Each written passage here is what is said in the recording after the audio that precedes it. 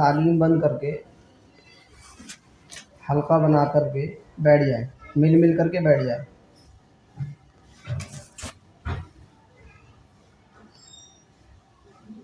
بسم اللہ الرحمن الرحیم۔ الحمد للہ نحمده ونستعینه ونستغفره ونؤمن به ونتوکل علیہ ونعوذ باللہ من شرور انفسنا ومن سیئات اعمالنا، من يهده اللہ فلا مضل له ومن يضلل فلا هادی له، ونشهد أن لا إله إلا الله وحده لا شريك له، ونشهد أن محمدا عبده ورسوله، وصلى الله تعالى على خير خلقه محمد وآله وأصحابه وسلم تسليما كثيرا كثيرا، أما بعد، أعوذ بالله من الشيطان الرجيم، بسم الله الرحمن الرحيم، إن الذين آمنوا وعملوا الصالحات أولئك هم خير البرية، جزاؤهم عند ربهم جنات عدن تجري من تحتها الأنهار خالدين فيها أبدا، صدق اللہ العظیم۔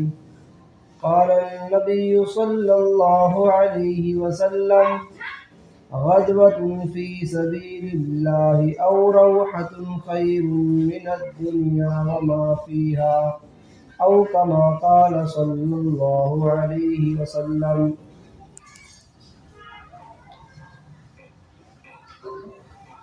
اللہ کا فضل ہے، اللہ کا احسان ہے کہ اللہ تعالیٰ نے ہم سب کو مسلمان بنایا ہے۔ یہ اللہ کا بہت بڑا فضل ہے،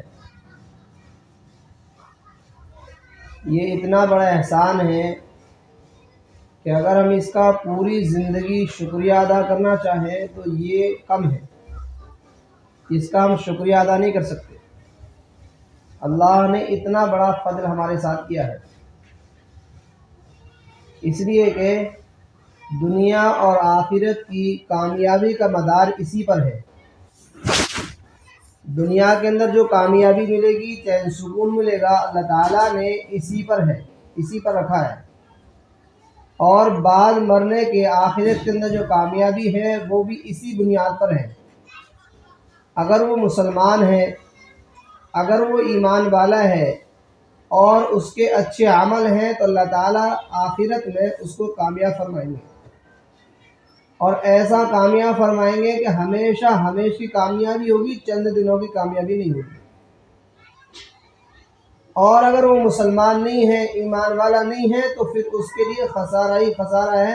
دنیا کے اندر بھی اللہ چین سکون ختم کر دیں گے، اور آخرت کے اندر بھی اس کے لیے پریشانی ہی پریشانی ہے۔ اس لیے بڑی دولت اللہ نے ہم سب کو نصیب فرمائی ہے۔ اللہ نے قرآن میں کہا ہے، ان الذین آمنوا وعملوا الصالحات اولئک هم خیر البریہ، جزاؤہم عند ربہم جنات عدن تجری من تحتها الانہار خالدین فیہا ابدا،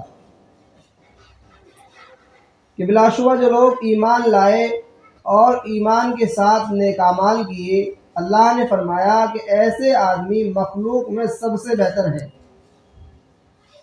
یعنی جو مسلمان ہوں اور مسلمان کے ساتھ ساتھ وہ نیک اعمال کرنے والے بھی ہوں، برے اعمال کو چھوڑ کر زندگی گزارنے والے ہوں اور نیک اعمال کرنے والے ہوں، اللہ کے حکموں کو پورا کرنے والے ہوں اور نبی اکرم صلی اللہ علیہ وسلم کے طریقے کے مطابق زندگی گزارنے والے ہوں، تو اللہ تعالیٰ نے فرمایا اولئک ہم خیر البریہ، ایسے لوگ سب سے بہتر ہیں، سب سے بہتر ایسے لوگ ہیں جو ایمان و اعمال کے ساتھ زندگی گزارنے والے ہوں۔ اللہ نے بہتر ان لوگوں کو نہیں فرمایا ہے کہ جن کے پاس مال و دولت ہو، جن کے پاس گاڑیاں ہوں، جن کے پاس بنگلے ہوں۔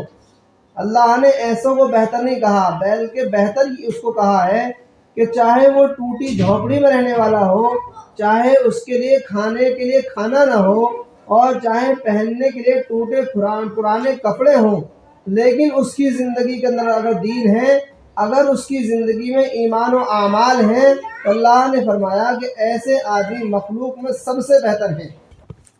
اللہ نے سب سے بہتر کہا ہے۔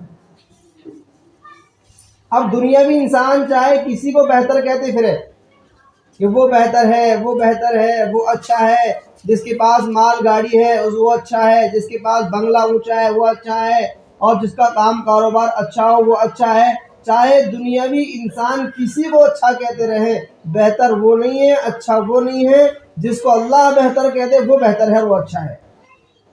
ہم سب کا اس بات پر عقیدہ ہے، مسلمانوں کا اس بات پر عقیدہ ہے کہ جو قرآن میں اللہ نے بات کہی ہے وہ سچی ہے اور حق ہے، اور قرآن میں اللہ نے سب سے بہتر ان لوگوں کو فرمایا جو ایمان کے ساتھ نیک اعمال کرنے والے بھی ہوں۔ اللہ نے کہا کہ ایسے لوگ جو دنیا میں رہ کر ایمان کے ساتھ ساتھ نیک اعمال کر کے دنیا سے آئیں گے تو اللہ تعالیٰ کے یہاں اس کے لیے بڑا اجر ہے، اور ایسا اجر ہے اللہ نے فرمایا جزاؤہم عند ربہم جنات عدن تجری من تحتها الانہار خالدین فیہا ابدا، کہ ان کا بدلہ ان کے رب کے نزدیک ایسے باغات ہوں گے جن کے نیچے نہریں جاری ہوں گی۔ اللہ تعالیٰ جو ہے ان کے لیے ایسے باغات دیں گے، اور ایسے باغات کے اندر اللہ تعالیٰ انہیں داخل کریں گے کہ جن کے نیچے نہریں جاری ہوں گی، یعنی اللہ تعالیٰ انہیں جنت میں داخل کر دیں گے ایسے لوگوں کو جو ایمان و اعمال کے ساتھ زندگی گزارنے والے ہوں۔ اس لیے میری ماں و بہنوں، ہم سب کو اس بات کی فکر کرنا چاہیے، اللہ کا فضل ہے، اللہ کا احسان ہے، ہم ایمان والے تو ہیں، لیکن ہماری زندگی اعمال والی کیسے بن جائے اس کے بارے میں ہم سب کو فکر کی ضرورت ہے۔ ہم سب کو سوچنے کی ضرورت ہے کہ ہماری زندگی میں نیک اعمال کیسے داخل ہو جائیں، اس کی فکر کرنی ہے۔ کیونکہ جب آدمی کسی کے بارے میں سوچتا ہے، فکر کرتا ہے، غور کرتا ہے اور کسی کام کے لیے دھن لگاتا ہے تو وہ ایسا ہوتا ہے کہ ایک نہ ایک دن اس کام کے اندر عام طور پر کامیاب ہو جاتا ہے۔ عام طور پر ایسا ہوتا ہے کہ وہ آدمی اس منزل کو حاصل کر لیتا ہے اگر وہ محنت کرتا ہے۔ اسی طرح اگر ہم اعمال کے بارے میں سوچیں گے، اعمال کے بارے میں فکر مند ہوں گے اور اعمال کے بارے میں جو ہے غور و فکر کریں گے، محنت کریں گے، تو ایک دن ہوگا کہ ہماری زندگی جو ہے اعمال سے بھرپور ہوگی، اور ہماری زندگی کے ہر موڑ پر جو ہے ہم اللہ کے حکم اور نبی اکرم صلی اللہ علیہ وسلم کے طریقے کے مطابق زندگی گزارنے والے بن جائیں گے۔ لیکن شرط اس کے لیے ہے کہ ہم فکر مند ہوں، جیسے صحابہ فکر مند ہوا کرتے تھے۔ اتنا عظیم ان کا ایمان ہونے کے باوجود صحابہ فکر مند ہیں اپنے ایمان کے بارے میں، اپنے اعمال کے بارے میں، کہ ہمارے اعمال میں کمزوری آ گئی۔ ہلکی سی تبدیلی ہونے کے بعد میں بھی وہ صحابہ اپنے آپ کو منافق کا فتویٰ لگا رہے ہیں کہ حنظلہ تو منافق ہو گیا، حنظلہ تو منافق ہو گیا۔ ہلکی سی تبدیلی آئی ہے بس اعمال کے اندر، ہلکی سی کیفیت بدلی ہے۔ گھر سے نکلے اور راستے میں حضرت ابوبکر صدیق رضی اللہ عنہ سے ملاقات ہوئی، اور وہ راستے میں کہتے آ رہے تھے حنظلہ تو منافق ہو گیا، نافق حنظلہ، نافق حنظلہ، حنظلہ منافق ہو گیا۔ تو حضرت ابوبکر صدیق رضی اللہ عنہ نے پوچھا کہ خیر تو ہے، کیا بات ہو گئی؟ تو انہوں نے اپنا قصہ بیان کیا کہ جب ہم لوگ حضور اکرم صلی اللہ علیہ وسلم کی مجلس کے اندر ہوتے ہیں اور جنت اور جہنم کا تذکرہ ہمارے سامنے ہوتا ہے تو ہم گویا کہ ہمارے دل کی کیفیت یہ ہوتی ہے کہ جنت اور دوزخ ہمارے سامنے موجود ہے۔ ہمارے ایمان کی حالت بڑھ جاتی ہے، ہمارے ایمان کے اندر تازگی پیدا ہو جاتی ہے، ہمارا ایمان تازہ ہو جاتا ہے۔ تو لیکن جب ہم وہاں کی مجلس سے نکل جاتے ہیں اور حضور اپنے گھر بار میں آ جاتے ہیں، بیوی بچوں میں آ جاتے ہیں، تو پھر ہماری وہ کیفیت چلی جاتی ہے۔ ہماری جو کیفیت حضور اکرم صلی اللہ علیہ وسلم کی مجلس میں ہے وہ کیفیت ہماری نہیں ہوتی۔ تو حضرت ابوبکر نے کہا کہ یہ تو حالت میری بھی ہے۔ تو یہ دونوں حضرات حضور اکرم صلی اللہ علیہ وسلم کے پاس پہنچے اور اپنی شکایت کی اللہ کے نبی، جب ہم آپ کی مجلس کے اندر ہوتے ہیں تو ہماری کیفیت یہ ہوتی ہے گویا جنت دوزخ ہمارے سامنے ہے، لیکن جو آپ کی جو مجلس سے چلے جاتے ہیں اور گھر جاتے ہیں تو ہماری کیفیت بدل جاتی ہے، بیوی بچوں میں رہ کر، دنیا کے کام کاروبار میں لگ کر اور دنیا کی باتوں میں لگ کر ہماری کیفیت چلی جاتی ہے۔ تو حضور اکرم صلی اللہ علیہ وسلم نے فرمایا کہ اگر تمہاری حالت ہر وقت ایسی رہے جیسی میری مجلس کے اندر ہوتی ہے تو فرشتے تمہارے بستروں پر مسافہ کرنے کے لیے آئے۔ تو اس لیے یہ حالات صحابہ ہلکی سی تبدیلی ہونے کے بعد اتنے فکر مند ہیں کہ اپنا آپ کو منافق کہہ رہے ہیں۔ اور ہماری زندگی کیسی ہے، ہمارے اندر اعمال ہیں یا نہیں ہیں، اور ہماری زندگی کس طرح کی ہے، ہمیں اس کے بارے میں خود غور کرنے کی ضرورت ہے۔ ہم سب کو اس کے بارے میں فکر مند ہونے کی ضرورت ہے۔ صحابہ نے فکر کی تو صحابہ کی زندگیوں کے اندر تبدیلی آئی، اور ایسی تبدیلی آئی کہ چھوٹے چھوٹے بچوں کے اندر جو ہے ان کے اندر اللہ کے راستے میں جذبات نکلنے کے پیدا ہوئے، چھوٹے چھوٹے بچوں کے اندر، مستورات کے اندر۔ ایسا نہیں کہ صرف صحابہ ہی قربانی دینے والے تھے، بلکہ صحابیہ بھی بہت زیادہ قربانیاں دینے والی تھی۔